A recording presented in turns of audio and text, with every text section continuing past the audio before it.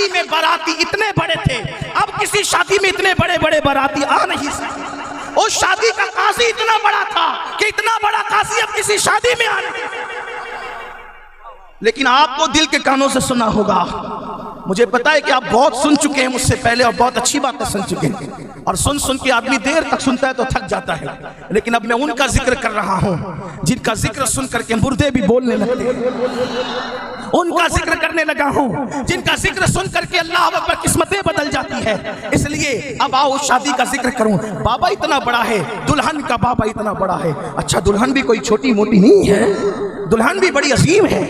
उसी दुल्हन को दुनिया सैयदा, तैयबा, ताहिरा, आबिदा, जाहिदा, राकिया, साजिदा, नकिया, तकिया, ज़किया, रकिया, आलिमा, गैरे मुअल्लिमा, उम्मे अबीहा, सैयदा फातिमा ज़हरा के नाम से। फातिमा कौन? फातिमा सैयदा फातिमा की असमत का अंदाजा लगा लो अगर लगा सकते हो तो। हालांकि लगा नहीं सकता कोई। कयास आराइयां ऐसे कर रहे हैं जैसे लोग समुंदर के किनारे सीपियां चुनते हैं। सीपियां चुनने वाले चुन रहे हैं, उन्हें पता क्या है कि समुंदर की गहराई का अंदाजा कौन करे। जैसे समुंदर की गहराई का अंदाजा नहीं किया जा सकता, वैसे इसमत फातिमा की असमत का अंदाजा नहीं किया जा सकता। एक पल्लू में समा जाएंगे सब माहो नुजूम। चादरे फातिमा ज़हरा को समझता क्या? वाह, सुभान अल्लाह, सुभान अल्लाह। नाराए तकबीर, नाराए रिसालत, सुभान अल्लाह। उलमा अहले सुन्नत वल जमात, सुभान अल्लाह। पल्लू में, पल्लू कहते हैं चादर के किनारे को, पल्लू कहते हैं। एक पल्लू में समा जाएंगे सब माहो नुजूम। नुजूम कहते हैं तारों को, माह कहते हैं, हाय हाय हाय, चांद को माह कहते हैं। एक पल्लू में समा जाएंगे सब माहो नुजूम, सब माहो नुजूम। एक पल्लू में समा जाएंगे सब माहो नुजूम। चादरे फातिमा ज़हरा को समझता क्या है? जिसकी चादर समझ में ना आए, चादर वाली जात के समझ में आए, वो सैयदा फातिमा तो ज़हरा है। और एक बात अर्ज़ करूं, जिसके बेटे इतने अच्छे अच्छे, उन बेटों का जवाब नहीं। ज़ैनुल इबा उनका बेटा, बाक़रे हुदा उनका बेटा, जाफ़र सादिक उनका बेटा, मूसा काज़िम उनके बेटे, अली रज़ा उनके बेटे, इमाम तकी उनके बेटे, इमाम नकी उनके बेटे, हसन अस्करी उनके बेटे, अब्दुल कादिर जिलानी उनके बेटे, मोइनुद्दीन अजमेरी उनके बेटे, वारिस पाक उनके बेटे, शाह बरकतुल्लाह उनके बेटे, निज़ामुद्दीन उनके बेटे, साबिर अलाउद्दीन उनके बेटे, निज़ामुद्दीन उनके बेटे, बख्तियार काकी उनके बेटे। अल्लाहु अकबर। हत्ता के शाह बरकतुल्लाह मारवी उनके बेटे, मखदूम अशरफ जहांगीर सिमनानी उनके बेटे, सैयद बदियुद्दीन जिंदा शाह मदार उनके बेटे। हत्ता के आखिरी में जिसके पीछे खड़े होकर ईसा अलैहिस्सलाम नमाज पढ़ेंगे, वो इमाम मेहदी भी सैयदा फातिमा के बेटे होंगे। सुभान अल्लाह, सुभान अल्लाह, अल्लाहु अकबर, या रसूलल्लाह। अब बेटे कब पैदा होते हैं? शादी के बाद ही तो पैदा होते हैं। यानी इन सारी बुनियादों की असल वो शादी थी जिसका जिक्र मैं कर रहा हूं। सैयदा फातिमा ज़हरा का अंदाजा कौन करे, बल्कि बार बार नाम लेने में भी कलेजा कांपता है। इसलिए कि नाम क्या है? मेरे आका फरमाते, मैंने मेरी बेटी का नाम फातिमा रखा इसलिए है कि जो फातिमा से मोहब्बत करे अल्लाह ने उस पर जहन्नम हराम कर दी। हुजूर की हदीस है, नाम की ये बरकत है, जात की बरकत क्या होगी? नाम का अंदाजा कौन कर सकता है? बहरहाल देखो, इस पर कयास कर लेना, बालोतरा वालों कयास करना इस पर, शान फातिमा क्या है, जात फातिमा। आपका इश्क जो कह दे कयास कर लेना। देखो हुजूर अलैहिस्सलाम की हदीस है, अल जन्नतु तहत अक़दामी उम्महातिकुम, जन्नत तुम्हारी माओ के कदमों के नीचे। सही सुना हदीस, बार बार सुनते हैं। सुन्नियों के बच्चे बच्चे को पता है कि नहीं याद? जन्नत कहाँ है? माँ के कदमों के नीचे। अब मेरी जन्नत मेरी माँ के कदमों की, सैयद नेमतुल्लाह की जन्नत उनकी माँ के कदमों के नीचे, सैयद मोहम्मद की जन्नत उनकी माँ के कदमों के नीचे, अब्दुल कादिर जिलानी मेरे मुर्शिद गौस पाक की जन्नत। बोलते जाएं, बोले किसके? गौस पाक की जन्नत, बीबी उम्मुल खैर, बीबी उम्मुल खैर सैयदा फातिमा जो उनकी अम्मी थी, उनके कदमों के नीचे गरीब नवाज की जन्नत, उम्मुल वरा माहिनूर के कदमों के नीचे, यही तो महबूब इलाही की जन्नत, बीबी जुलेखा उनकी अम्मी के कदमों के नीचे, बाबा कुतुब की जन्नत उनकी माँ के कदमों के नीचे। अल्लाह अकबर, ये सब जन्नती लोग हैं, ये सब जन्नती लोग हैं, सबके दर्जात अलग अलग हैं, लेकिन दो हस्तियां हैं जो सिर्फ जन्नती नहीं है बल्कि सारी जन्नतियों के सरदार है। अल हसन वल हुसैन सैयदा शबाबी अहलिल जन्ना, हसन और हुसैन जन्नती जवानों के सरदार हैं।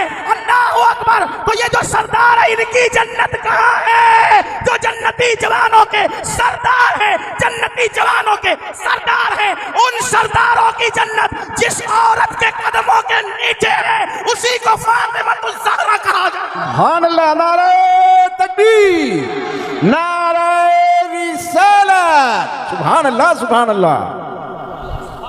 जन्नती जवानों की जन्नती जवानों के सरदार की, अवाम की जन्नत नहीं, सरदारों की जन्नत, सरदारों की जन्नत जिसके कदमों के।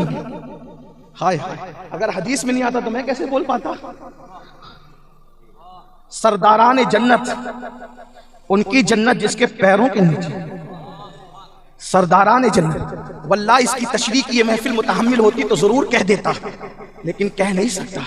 सरदारान जन्नत की जन्नत जिसके कदमों के नीचे, जिसके तलवों के नीचे हुसैन की जन्नत हो। आप इसका अंदाजा ही नहीं कर सकते। जिसके तलवों के नीचे हुसैन की जन्नत हो, जिसके तलवों के नीचे हसन की जन्नत हो। ये हसन कौन है? दो हस्तियां जिनके बारे में अहले सुन्नत कहते हैं हमारे दीन की हक़ानियत के, ये दोनों शाहिद हैं।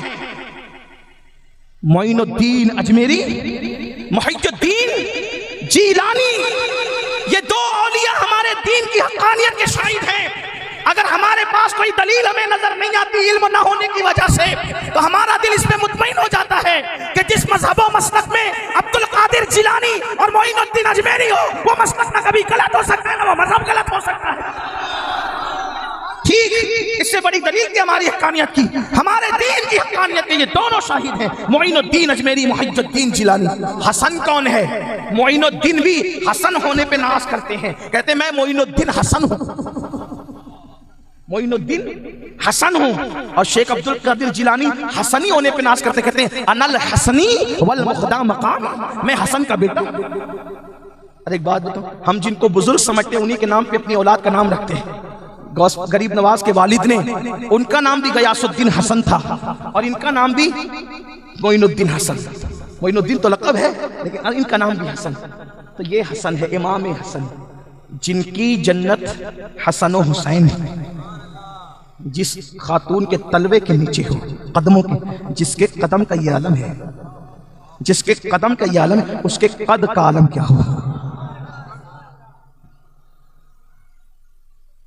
मेरा एक शेर है, मैंने, हालांकि मैं बाबा की तरह कोई अच्छा शायर नहीं हूं ना कोई कलाम मुझे लिखने का शौर है, लेकिन जब कभी जज्बात दिल में अंगड़ाइयां लेते हैं तो वो हाथों की हरकतों से किरतास के सुपुर्द कर दिया जाता है। कहते हैं कि अर्श आया जैसे फर्श पर, अर्श आया जैसे फर्श पर, देखो चल रही है फातिमा। बहुत खूब। अर्श आया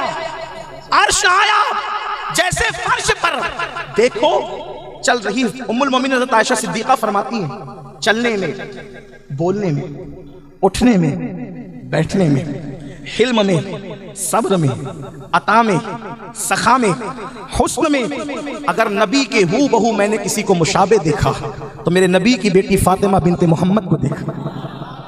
उनकी सूरत देखो तो नबी की सूरत याद है, उनकी सखावत देखो तो नबी की सखावत याद है, उनका चलना देखकर नबी का चलना याद है, उनका बोलना देखकर नबी का बोलना याद है। अपने बाबा की हू बहू शक्ल मुशाबे, ये सैयदा फातिमा। बात दूर ना निकले इसलिए कि बहुत रात के बाद तो मैंने बयान शुरू किया है, लेकिन जिनका निकाह अल्लाह उनको ये बरकत दे, और जिनका नहीं हुआ अल्लाह उनको भी दे, और जिनका हो गया अल्लाह उनको भी इस निकाह की बरकत दे। वो निकाह जिसका बाबा सबसे मालदार है, जिसका बाबा सबसे, और रिश्ता तय होता है आगाज रिश्ते का। हमारे यहाँ भी रिश्ते तय होते हैं, हमारे यहाँ भी रिश्ते तय होते हैं। रिश्ते कैसे तय होते हैं?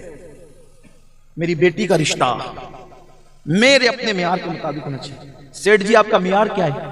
तो कहा कि मालदार दामाद चाहिए, ये मेरा मियार है।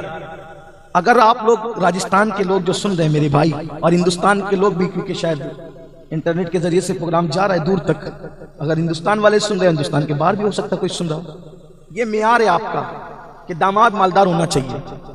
मालदार तो नचनिए भी होते हैं, जो नाचते हैं, जो खेल करते हैं, मालदार। क्या मियार बना रखे हैं? मालदार दामाद। फिर कहा खूबसूरत भी चाहिए। खूबसूरत का मतलब क्या है? चमड़ी सफेद हो सिर्फ, यही खूबसूरती है। फिर चाहे जानी हो, चाहे शराबी हो, चाहे जुआरी हो, चमड़ी सफेद चाहिए। सफेद चमड़ी में देना क्या है? सफेद चमड़ियां तो अमेरिका के अंग्रेजों की भी है, बरतानवी लोगों की भी है। हुस्न क्या है? सफेद चमड़ी का नाम हुस्न नहीं है। अल्लाह का खौफ जिसके दिल में है, अल्लाह की खशियत का नाम हुस्न है।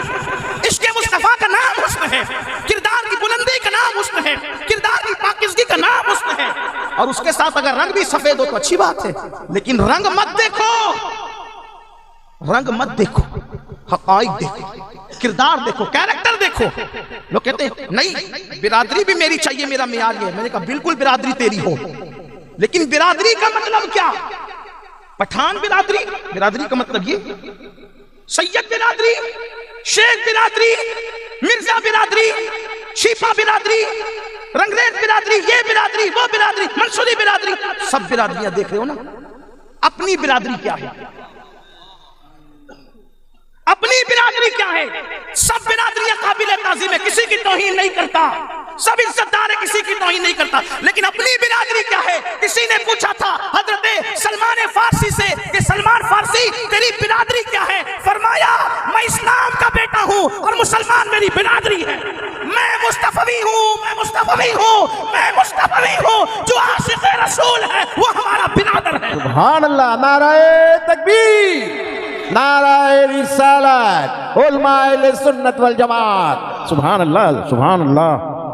अब सिंधी सिंधी में करने जाता है, छिपा छिपा में करने जाता है, तो उसमें गुस्ताख रसूल के यहाँ भी चला जाता है, नबी के गद्दार के यहाँ भी चला जाता है। अपनी बिरादरी में ढूंढ लो पहले, आशिक़ रसूल मिल जाए तो ठीक है, वरना किसी भी बिरादरी में करो। क्यों? इसलिए कि मेरे नबी ने पहचान के लिए बिरादरियां हैं। बिरादरी सिर्फ निशानी और पहचान के लिए है। देखो एक बात आपको बताऊं, जो रास्ते में पत्थर लगे होते हैं ना, वो मंजिल तक पहुंचाने के लिए होते हैं, वो मंजिल नहीं होते। पत्थर निशानी के लिए होते हैं, मंजिल नहीं होते। तो बिरादरियां भी, बिरादरियां इंसानियत नहीं है, इंसानियत की पहचान है। असल इंसानियत का नाम हुब्बे मुस्तफ़ा है, हुब्बे खुदा है, शरीयत पर अमल है, दीन पर अमल है। बिरादरियों के नाम पर नबी के गुस्ताखों से रिश्ता, नबी के गद्दारों से रिश्ता। लोग कहते हैं ये मौलवियों को क्या समझता है, अगर मैं अपनी बिरादरी में किसी गुस्ताख के रसूल से रिश्ता कर रहा हूं तो इनका क्या बिगड़ता है? मैं कहता हूं हमारा कुछ नहीं बिगड़ता, बिगड़ता तेरा है। इसलिए कि जो औरत नबी की वफादार ना हुई वो बहू बनकर तेरी वफादार कैसे हो सकती है? जो शख्स रसूलुल्लाह का वफादार ना हुआ तेरा समधी बनकर। समधी आपके यहाँ क्या कहते हैं? समधी कहते हैं, गुजरात वाले विवाही कहते हैं। हाँ, तो जब वो रसूलुल्लाह का वफादार ना हो तुम्हारा क्या वफादार होगा? इसलिए नबी के गुस्ताखों के यहाँ रिश्तेदारियां नहीं होनी चाहिए, पहली बात। दूसरी बात, एक बात आपसे कहता हूं, जिनकी शादियां नहीं हुई वो खास तवज्जो फरमाएं, और जो अपने बेटों की शादियां करने वाले वो भी खास तवज्जो फरमाएं। देखना जब रिश्तेदारी करने जाए लोग क्यों शोर कर रहे हैं, आप ये मत समझना कि मैं गुस्से में आ जाऊंगा। आप कितना भी शोर कर लें मैं गुस्से में नहीं आऊंगा, इसलिए कि अल्लाह हसनी, मैं हसनी हूं, मैं गुस्से में नहीं आऊंगा। लेकिन आप ऐसा नहीं करें, क्योंकि मैं जिक्र उसका कर रहा हूं जिसके जिक्र से तकदीर बदलती है। अगर आप ये चाहते हैं कि बैठ के सुने तो बैठ जाए थोड़ी देर, मैं गुफ्तगू मुकम्मल, अच्छा जगह नहीं है कोई बात नहीं, लेकिन आप शोर नहीं करें, मैं बात मुकम्मल कर लूँ जल्दी जल्दी से। उन्वान बहुत तवील हो रहा है, हाँ नहीं, लेकिन उसको शॉर्ट करना है, वो मुझे भी जाना है, सफ़र जो वो फ्लाइट भी पकड़नी, हाँ उसका टाइम है, लेकिन आप ध्यान से सुने। मालदार चाहिए, मालदार, कितना भी मालदार, बादशाह की बेटी से निकाह कर लो वो बादशाह नहीं देगा, कितने ही बड़े मालदार से निकाह कर लो पूरी दौलत उठा के नहीं देगा। एक बात हमेशा याद रखना, अच्छी तरह याद रखना, कि कोई भी इंसान देगा तो अपनी औकात और अपनी हैसियत के मुताबिक देगा, इससे ज्यादा किसी ने देना, लेकिन अल्लाह देगा तो अपनी शान के मुताबिक देगा। तुम मालदारों की बेटियों से निकाह करते हो, गरीबों की बेटियां रह जाती हैं, फिर बाद में उन्हीं बेटियों को मोहब्बत का झांसा देकर दूसरे लोग उनको भगा के ले जाने की कोशिश करते हैं। इसके जिम्मेदार हम हैं। अगर हम ये सोचकर किसी गरीब की बेटी से निकाह कर लेते हैं कि हम इसकी आबरू बचा लेंगे, इनकी इज्जत बचा लेंगे, इनकी फिक्र को दूर कर देंगे, इनकी तकलीफ को दूर कर देंगे, और ऐसे मिजाज से निकाह करेंगे, हम जाकर के कह देंगे सिर्फ बेटी चाहिए, सिर्फ बेटी, कुछ और नहीं चाहिए, सिर्फ बेटी चाहिए, कुछ और नहीं चाहिए, इसलिए कि बेटी दिया क्या कम दिया, अपने जिगर का टुकड़ा दिया क्या कम दिया। हम भीख नहीं लेंगे, जहेज के नाम पे भीख नहीं लेंगे, जहेज के नाम पे किसी का एहसान नहीं लेंगे, इसलिए कि भीख वो मांगते हैं जिनके बाजुओं में कुव्वत नहीं होती, जिनके बाजुओं में कुदरत कुव्वत हैदरी अता करती है, वो दूसरों के टुकड़ों पे नहीं पलते, वो अपने लिए आशियाना खुद बनाया करते हैं। लड़की वालों से बाने बाने भीख और पैसे मांगना रस्मों के नाम पर, यह ना मर्दों का काम तो हो सकता है, गज्जूर मर्दों का काम नहीं हो सकता। और याद रखना, हम कुत्ते बिल्ली नहीं है, हम कुत्ते बिल्ली नहीं है कि मुर्दार में मुंह डाले। अल्लाह ने हमें बाज बनाया है, बाज। बाज, बाज किसे कहते हैं? ईगल, शाहीन। शाहीन पता है, इकबाल ने कहा था मुसलमान जवान ईगल होता है, मुसलमान जवान शाहीन होता है, मुसलमान जवान बाज होता है। बाज कौन होता है जानते हैं? बाज की खुसूसियत है, वो परिंदों का सरदार है। बाज कौन है? परिंदों का सरदार है। उसकी खुसूसियत ये है, सबसे ऊपर उड़ता है, उससे ऊपर कोई नहीं उड़ सकता, वो ऊपर सबसे उड़ता है। लेकिन खास बात ये, सबसे ऊपर उड़ता है, लेकिन उसकी नजर इतनी तेज होती है कि अगर उसका शिकार दरिया में चल रहा है तो दरिया के अंदर भी दिखता है, इतनी ऊंची परवास के बावजूद दरिया में भी देखते हैं। दूसरी बात, वो शिकार करके खुद खाता है, तवज्जो आपकी, वो शिकार करके खुद खाता है, किसी का किया हुआ शिकार वो कभी नहीं खाता। इसीलिए गौस पाक ने अपने आप को भी कहा कि मैं बाज हूं। जिस दिन से मैंने पढ़ा कि गौस पाक ने कहा कि मैं बाज हूं विलायत की दुनिया का, उस दिन मुझे बाज परिंदे से मोहब्बत हो गई। सुभान अल्लाह। मेरे मुर्शिद कहते हैं अनल बाजी अशब कुल्ल शैखिन, मैं सारे वलियों के अंदर बाज अशहब हूं, बुलंद परवास करने वाला मैं परिंदा बाज। इसलिए कि उनकी परवास जहां तक है किसी वली का तसव्वुर नहीं जा सकता। कहां तक है उनकी परवास? तो उनको क्या कहते हैं? किंदीले नूरानी शाहबाजे ला मकानी। लोग मकान में परवास करते हैं, मेरे मुर्शिद को शहबाजे ला मकानी, ला मकान में परवास करने वाला कहते हैं। सुभान अल्लाह, सुभान अल्लाह, सुभान अल्लाह। बाज या बाज की खुशबू, वो किसी का शिकार किया हुआ नहीं खाता, मुर्दार भी नहीं खाता, पड़ा हुआ मुर्दार भी नहीं खाता, शिकार किया भी नहीं खाता। लेकिन उसकी उम्र कितनी होती है? उसकी उम्र कभी 40 साल होती है, कभी 50 साल होती है, लंबी उम्र पाता है, कभी 70 साल तक भी चला जाता है।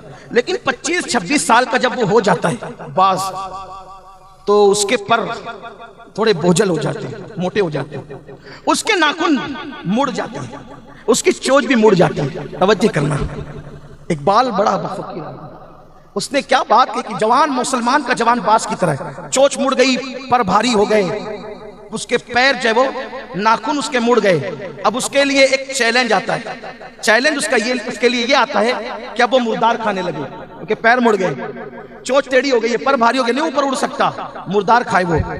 लेकिन क्या गैरत है उसकी, एक परिंदे से गैरत सीख लिया होता। सुसर के माल पर नजर डालने वालों को चाहिए था कि परिंदे से खैरात ले ली होती। नई नबी से निजाम लिया तो कम से कम परिंदे से कुछ सीख लिया होता है। जहेज के नाम पे ये मांग रहे हो, वो मांग रहे हो, बेटियों को गैरों के साथ भागने पे मजबूर कर रहे हो। गैरत आनी चाहिए। और मुसलमानों की शादियां बेजहेज होनी चाहिए, बेगरज होनी चाहिए, इसलिए कि मोहब्बत बेगरज होती है, मोहब्बत में खुद गर्जी नहीं होती। जहेज का निजाम खत्म करो, जहेज का निजाम खत्म करो। अगर वक्त रहेगा तो मैं पढ़ूंगा। हमारे यहाँ तो ये कहा जाता है नबी पाक ने फातिमा ज़हरा को जहेज दिया, जहेज दिया, जहेज दिया। आज मैं इसके खिलाफ कुछ बात करूंगा जरूर। आप कहेंगे नहीं वो फुला किताब में लिखा है। मेरे इमाम अहमद रजा मुहद्दिस बरेलवी ने फतावा रज़िया में लिखा कि इमाम मालिक ने हुजूर के रोजे की तरफ उंगली का इशारा करके कहा था, इमाम मालिक ने, आसमान के नीचे जमीन के ऊपर यही एक हस्ती है जिससे कोई इख्तिलाफ नहीं कर सकता। बाकी किसी भी किताब में लिखा हो बात तो उसके खिलाफ की जा सकती है, अगर आपके पास दलील है तो। मानने वालों को मानना होगा तो मानेंगे, नहीं मानना होगा तो नहीं मानेंगे। तो मैं आखिरी में पढ़ दूंगा कि हुजूर ने कोई जायज नहीं दिया था सैयदा फातिमा, हुजूर अलैहिस्सलाम ने कोई जायज नहीं दिया था सैयदा फातिमा को। हमारे तो पूरी फेरिस्त है और बहुत सी किताबों में आ गई, नकल दर नकल, नकल दर नकल आ गई ना। तो अभी मैं उसके बारे में जिक्र करूंगा, अगर आप सुनना चाहेंगे तो, नहीं सुनना चाहेंगे तो बात खत्म होगी। इसलिए कि सुन्नियों के अंदर ये हौसला है कि वो हक सुनते हैं, हक बोलते भी हैं, हक समझते भी हैं। और अगर मेरी बात अच्छी लगे तो आप कबूल करना, वरना छोड़ देना, ये छोड़ देना, छोड़ के चले जाना। जैसे और स्टेज पे लोगों ने कहा कि मैं हमें समझ में नहीं आई, उन्होंने कहा सुभान अल्लाह, मुबारक हो, नहीं आई समझ में। हो सकता है आपको हक है, मैं ये थोड़ी कहूंगा कि आप मेरी बात नहीं मानेंगे तो काफिर हो जाएंगे। मैं कौन होता हूं? मानना हो तो मानो, नहीं मानो तो नहीं मानो। ये हक सिर्फ रसूलुल्लाह का है कि जो उनकी बात ना माने वो काफिर हो जाए। हमारा हक नहीं है ये, हम तो बंदे हैं, हम तो गुलाम हैं। गुलामों की बात मानो या मत मानो, लेकिन थोड़ा सा अक्ल के तराजू पर रख कर देखना कि हुजूर ने सैयदा को कोई जहेज नहीं दिया। लेकिन बात अभी आएगी, तो उसके लिए चैलेंज होता है, या तो वो मुर्दार खाए, या तो वो दूसरों के टुकड़ों पे पले, या तो वो मर जाए। तो वो क्या करता है पता है? वो मुर्दार खाने की बजाय, दूसरों का शिकार खाने की बजाय, वो दूसरों के टुकड़ों पे पलने की बजाय, वो हिम्मत करके बहुत ऊंची चोटी पर पहाड़ की जाता है और अपने आप को जाकर के वहां बिठा देता है। और फिर वो अपने पैरों को नोचता है, नोच नोच कर सारे पर उखाड़ कर फेंक देता है। पत्थरों पर अपने पैर के नाखूनों को मारता है, नाखूनों को तोड़ देता है। फिर आखिरी में अपनी चोंच भी पत्थरों पे मार देता है और उसके बाद वो चोंच भी तोड़ देता है, पर भी तोड़ दिया, जो पर भारी हो गए उसको भी तोड़ दिया, जो नाखून मुड़ गए उसको भी तोड़ दिया, जो चोंच मुड़ गए उसको भी तोड़ दिया। और उसको तोड़ने के बाद अब वो चाहता है कि बेगैरती की रोजी लेने की बजाय वो गैरत के साथ मर जाए। इसीलिए इकबाल ने कहा था, ऐ ताहिरे लाहौती, उस रिस्क से मौत अच्छी जिस रिस्क से आती हो परवाज में कोताही। वो कहता है मैं मर जाऊंगा लेकिन किसी का मुर्दार नहीं खाऊंगा, किसी का शिकार नहीं खाऊंगा। चोंच तोड़ दी, पर तोड़ दिए, नाखून तोड़ दिए, लेकिन कुदरत तो रज़्ज़ाक़ की मतलब है। उन हालात में भी अल्लाह उसको कैसे पालता है कि उसके पास परिंदे खुद आ गिरते हैं और वो खाता है चंद दिन तक। फिर 15 से 20 दिन में उसकी नई चोंच आ जाती है, फिर उसके नए पर आ जाते हैं, फिर उसके नए नाखून आ जाते हैं और फिर वो नए सिरे से नया जवान होकर के फिर प्रवास करता है। कुदरत बताती है, औरों के मुकद्दर में पड़ोगे तो लोगों का झूठा खाओगे, और अगर खुद गैरत इख्तियार करोगे तो हम नई दुनिया भी अता करेंगे, नया जमाना भी अता करेंगे, नई प्रवास भी अता करेंगे, नई सोच भी अता करेंगे, नया माहौल भी अता करेंगे, नया नशेमन भी अता करेंगे। ये एक परिंदे की गैरत है। आप भी कुछ गैरत नहीं, कुछ ऐसी शादियां हो, मैंने कुछ नहीं लेना, आप माँ बाप है ना कि आप पे जोर करेंगे, अरे सब लेते बेटा तू भी ले। कहा कि वो और है, मैं और, मैं मोहम्मदुर रसूलुल्लाह का गुलाम। अगर किसी गरीब की फिक्र हमसे दूर हो गई जहेज न लेने की वजह से, अल्लाह देगा तो अपनी शान के मुताबिक देगा। चल रहे हैं उस तरफ, रिश्ता तय होने की बात थी। हमारा मियार, अपना मियार ये हो, लड़का नबी पाक का सच्चा गुलाम हो, बस खत्म हो गई। जो महबूब का गुलाम है फिर उसमें सारी खूबी मौजूद। बिलाल हबशी की खुसूसियत क्या थी? एक ही खुसूसियत, वो मेरे नबी के वफादार गुलाम थे। तो फारूक आजम जैसी हस्ती भी उनको या सैयदना बिलाल कह करके पुकारती थी। मेरे आका के घर सैयदा फातिमा अब थी, 3 बेटियों की तो शादियां हो गई थी, अब सैयदा फातिमा थी। अभी उनकी उम्र 14 या 15 साल थी। सिद्दीक अकबर को ख्याल आया, हुजूर की सबसे चहीती बेटी है, उनके साथ निकाह होना चाहिए। आए आका, आपकी शहजादी फातिमा। आका ने फरमाया, अबू बकर, इस मामले में मेरे अल्लाह ने मुझसे फरमाया कि फातिमा का रिश्ता हम तय करेंगे, इसलिए इंतजार है, इंतजार है अबू बकर। फारूक आजम आए, फिर वही बात कही गई, इंतजार है अल्लाह के हुक्म का। अब दोनों यारों ने मिलकर सोचा, हमें भी मना किया, उमर को भी मना किया, कौन हो सकता है वो जिसको नबी अपना दामाद फातिमा के हवाले से बनाना चाहते हैं। तो दोनों ने मशवरा किया, ये काम और ये नसीबा अगर किसी का बुलंद है तो उसी को अली कहते हैं। दोनों मौला अली को ढूंढने लगे और तलाश करते हुए गए तो क्या देखा कि मौला अली ऊंटों को चरा रहे थे, चारा दे रहे थे। दोनों ने कहा, अली हुजूर की बेटी के साथ रिश्ता मांगा। मौला अली ने कहा, आप लोगों को पता है ना, मेरे जुमले पे तवज्जो करना, जहेज की हकीकत अभी समझ में आएगी। तुम लोगों को पता है ना, मेरे पास कोई घर नहीं, मेरा खुद का कोई घर नहीं। जब घर नहीं है तो घर में बर्तन भी नहीं, जब घर नहीं है तो बर्तन नहीं है तो बिस्तर भी नहीं, मेरे पास कुछ नहीं है। हाय हाय, अली पाक के ज़ुहद को देखो, न घर था न घर का कोई साजो सामान था। का मेरा तो कुछ भी नहीं है, क्योंकि मौला अली हुजूर के घर में परवरिश पाते थे, उनके वालिद के बेटे बहुत ज्यादा थे, तो अल्लाह के रसूल अलैहि सलाम ने हजरत अब्बास से कहा था कि चचा अबू तालिब की औलाद ज्यादा है और उन पर परवरिश का बोझ है, तो एक काम करते हैं, उनकी औलाद को हम अपने हिस्से में ले लेते हैं और उनकी औलाद की हम परवरिश करते हैं। तो हजरत अब्बास के हिस्से में कोई आया, किसी के हिस्से में कोई आया, लेकिन मौला अली को हुजूर की गोद में बचपन ही से दे दिया गया था। इसलिए अली पाक की परवरिश मेरे नबी के घर में होती थी। तो अली मुर्तजा ने कहा मेरा तो कोई खुद का बयान है नहीं। तो कहा कि अली जाओ तो सही, बोलो तो सही। अब मौलाए कायनात, बड़ी रिवायतें हैं लेकिन सब बयान नहीं करता, सब रिवायत नहीं पढ़ता, एक अपने ज़ौक़ के मुताबिक पढ़ता हूँ। मौला अली वहां से वुज़ू करके निकले, निकल कर हुजूर के घर आए। आने के बाद सलाम किया, आकर नजरें झुका के बैठ गए। आका ने फरमाया अली क्यों आए हो? अस्की हुजूर यूं ही आ गया। सरकार ने फरमाया यूं ही कैसे आ गए, कुछ तो काम होगा, कुर्बान जाए। हिम्मत नहीं हो रही थी। सिद्दीक अकबर को मना कर दिया गया था, फारूक आजम को मना कर दिया गया था, और ये बात थी कि अल्लाह के हुक्म का इंतजार है। सोचा इतने बड़े बड़े बुजुर्गों को रोक दिया गया और मुझे कैसे, हिम्मत नहीं होती थी। आका ने फरमाया अली क्यों आए हो? वो तो करीम आका है। अल्लाह अकबर। जिन जिन मुरादों के लिए अहबाब ने कहा पेशे खबीर क्या, मुझे हाजत खबर की है। जिसकी निगाहों से खुदा की जात न छुपी, उसकी निगाहों से किसी के दिल के जज्बात क्या छुप सकते थे। आका ने फरमाया अली क्यों आए हो? अस्की आका आया तो हूं मुराद लेकर, लेकिन हिम्मत नहीं होती। जो कह सका ना लब से मिली वो मुराद भी, मेरे सुकूत पर भी शाह की नजर गई। आका ने मुस्कुरा के गाली, अली कहते हैं आया हूं मुराद लेके, हिम्मत नहीं होती। आका ने मुस्कुरा के गाली, अभी अभी जिब्रील आए थे और उन्होंने फरमाया या रसूल अल्लाह अली आ रहे हैं, अल्लाह का हुक्म है कि अली के साथ फातिमा का निकाह कर दिया जाए। सुभान अल्लाह। नाराए तकबीर, नाराए रिसालत। सुभान अल्लाह। उसके बाद हुजूर उठे और उठकर सैयदा फातिमा का फातिमा मैंने अपने खानदान के सबसे बेहतरीन इंसान को, तवज्जो करें, हुजूर का खानदान बेमिसाल बेमिसाल खानदान। आका कहते हैं अपने खानदान के सबसे बेहतरीन इंसान को तेरे साथ निकाह के लिए चुन लिया है। बेटी तेरी मर्जी क्या है? वो तो हया का मुजस्सम, बाबा के सामने हाँ या ना करे, आंखों में आंसू आए, हल्की सी लबों पे तबस्सुम आई और इशारों में इजाजत होगी। यहां एक बात और पता चली, लड़कों से हम 50 बार पूछते हैं कि तुझे लड़की पसंद है कि नहीं है। मेरे नबी ने बताया बेटी से भी पूछ लिया करो, और बेटी को हक है, वो हाँ भी कह सकती है और ना भी कह सकती। लोग तो आस्किंग चढ़ाते, तू इतनी बड़ी हो गई हमारे आगे जाएगी तू। रहना उसने है ना, रहना उसने है। बेटियों को हक दिया इस्लाम ने। वो किसी भी लड़के के मुतालिक अगर रिश्ता है तो अपने माँ बाप से कह सकती है कि मैं इसके साथ करूंगी या नहीं करूंगी। रहना उसको है, उसकी पसंद का लिहाज होगा। हाँ ये जरूर है कि लड़की खुद ढूंढने नहीं निकलेगी, ढूंढेंगे माँ बाप, लेकिन आखिरी फैसला बेटी करेगी। जिसके साथ अल्लाह ने निकाह करने का हुक्म दिया, जिसके साथ अल्लाह ने निकाह करने का हुक्म दिया, फिर भी हुजूर ने पूछ करके बताया कि बेटी से पूछ लेना, ये मोहम्मद रसूलुल्लाह की सुन्नत है। फिर जिब्रील ने कहा या रसूल अल्लाह, अल्लाह ने अली और फातिमा का निकाह आसमानों पे कर दिया है। हाय हाय क्या निकाह है, आसमानों पर अल्लाह ने अली और फातिमा का निकाह कर दिया है।